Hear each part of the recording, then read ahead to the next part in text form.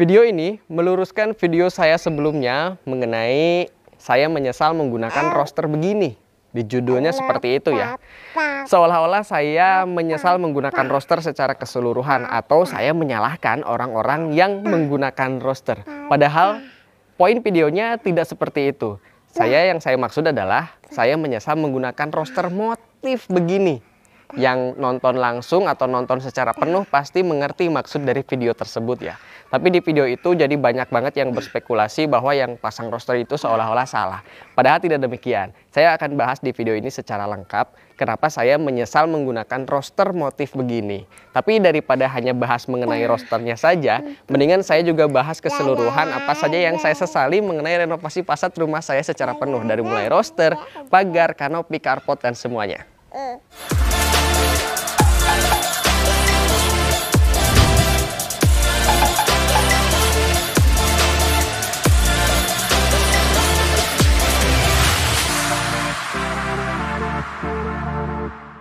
Kenapa saya menyesal menggunakan roster motif begini? Roster yang saya sesali adalah motif yang terlalu open atau terlalu terbuka sehingga banyak banget rongga di sini. Yang pertama dari segi privacy.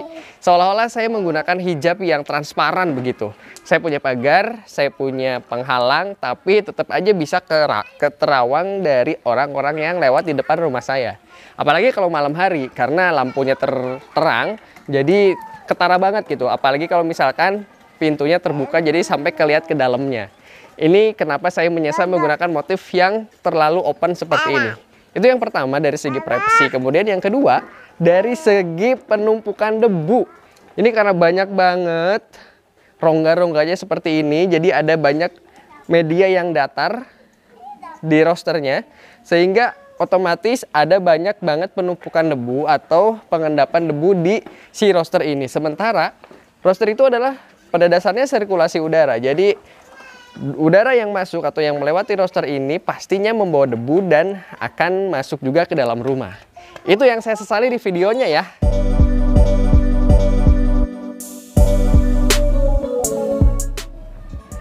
Sedikit tips untuk pemilihan motif roster menurut pribadi saya. Pilih roster yang tidak terlalu terbuka, kemudian pilih roster yang tidak terlalu banyak rongga, mungkin ada sedikit contoh dan ini langsung dipasang di pinggir rumah saya persis. Seperti ini cukup ideal menurut saya. Nah, untuk lebih lanjut mengenai pembahasan roster mungkin bisa dicek di video saya dan tonton full ya. Kemudian yang saya sesali di renovasi rumah saya ini adalah pagar. Mungkin ini adalah penyesalan paling gede ya. Iya nggak Bu? Penyesalan paling gede adalah di pagar nih. Pertama, pagar dari segi motifnya. Ini istri saya yang pilih. Motifnya pengen horizontal seperti ini dan kita sudah mengingatkan di awal, tapi ya wanita selalu benar ya, jadi kita nurut aja. Kemudian yang saya sesali adalah yang pertama motifnya adalah horizontal. Alhasil nomor pertama adalah dari segi keamanan. Ini bisa dipanjat banget oleh maling. Nah kemudian yang juga tidak kalah penting adalah dipanjat oleh anak nih. Dan dulu misalkan 2018 pas bikin kita 2020 pas bikin mungkin anak-anak nggak selincah ini ya. Tuh kan, nggak usah diperagain. Kalau misalkan pagar ini vertikal akan lebih safety dari segi keamanan, terus juga tidak panjat able oleh anak-anak. Kemudian yang kedua adalah kenapa vertikal seperti ini tidak aku sarankan, karena rangka di dalam besinya itu semuanya otomatis vertikal. Nah, boleh dilihat ya. Ini adalah tulang-tulang yang ada di dalam dari si badan pagarnya. Banyak banget rongganya tuh. Ada berapa belas rongga dan ini semuanya penumpukan debu. Ini kalau misalkan anak-anak lagi main di area carport, ini kepegang itu udah otomatis tangannya pasti kotor. Beda kalau misalkan ini vertikal semuanya, penumpukan debu tidak akan semaksimal kalau misalkan kita punya pagar yang horizontal seperti ini.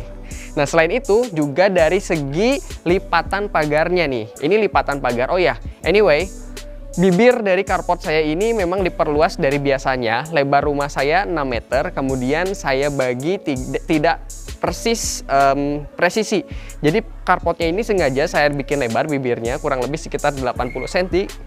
Jadi otomatis si mulut carportnya atau si carportnya agak lebar ke dalamnya ya. Nah, otomatis pagarnya juga lebih lebar nih. Biasanya kan 3 meter ya atau 275 yang bisa digeser. Nah, sementara pagar saya ini tidak bisa digeser karena ini lebih luas, sementara media untuk penggesernya lebih pendek.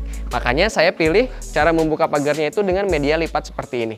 Ini sih memang tidak terlalu salah ya untuk media lipat, tapi yang jadi kesalahan saya itu adalah, atau penyesalan saya itu, lipatannya terlalu banyak nih. Ini ada 5 layer, 1, 2, 3, 4, 5, 3 ke kiri, 2 ke kanan. Tadinya harapannya 2 ke kanan itu agar tidak terlalu tebal di area sini sehingga memudahkan saya untuk parkir mobil ya. Tapi ternyata alhasil kalau misalkan berat sebelah itu yang jadi kendala adalah di engselnya nih. Nah, bisa dilihat sendiri deh. Sebelah sini deh, Bu. Engselnya berat ke sebelah kiri. Jadi otomatis dia patah engselnya dan kita harus reparasi. Untung reparasinya juga ini ala-ala kreatif lah ya, kaum mendang-mending. Ini tidak dilas lagi karena kalau dilas ini harus diganti satu kesatuan batang besi. Nah, makanya kita bikin ada pakai 4 buah engsel pintu norma tapi yang memang agak tebal untuk bisa memaksimalkan atau bisa menormalkan kembali agar pagar ini bisa dibuka.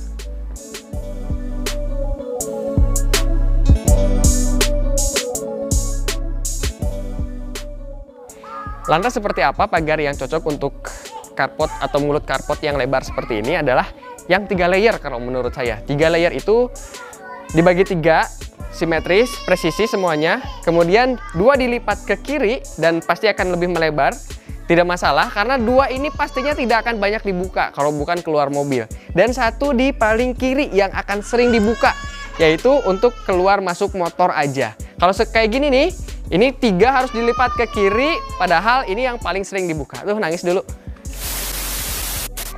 Nah, ini masih di area pagar ya. Yang saya sesali untuk pagar ini adalah beli pagar murah.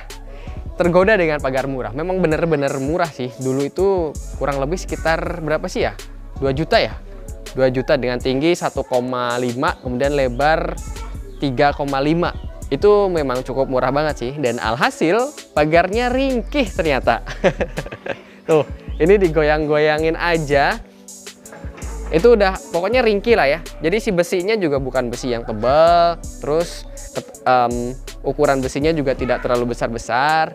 Kemudian platnya, ini platnya plat murah banget, dimana kalau misalkan ada debu atau misalkan ada kotoran, ini lengketnya bener-bener lengket banget. Ini udah digosok. Ini jadi harus dicat ulang. Kalau cat ulang per 6 bulan sekali juga kan jadi biaya lagi padahal ya. Nah, tipsnya jangan tergoda dengan iya sayang. Jangan tergoda dengan yang murah. Mendingan kita pastikan dulu kualitasnya seperti apa. Kemudian harganya cocok. Harga cocok itu berarti harga yang normal standar di pasaran. Mendingan ambil yang seperti itu aja. Tipsnya kalau misalkan pengen lebih murah, bisa borongan jasa pasang atau jasa buatnya. Terus spek materialnya kita yang beli sendiri. Seperti itu bisa lebih mudah dan lebih murah.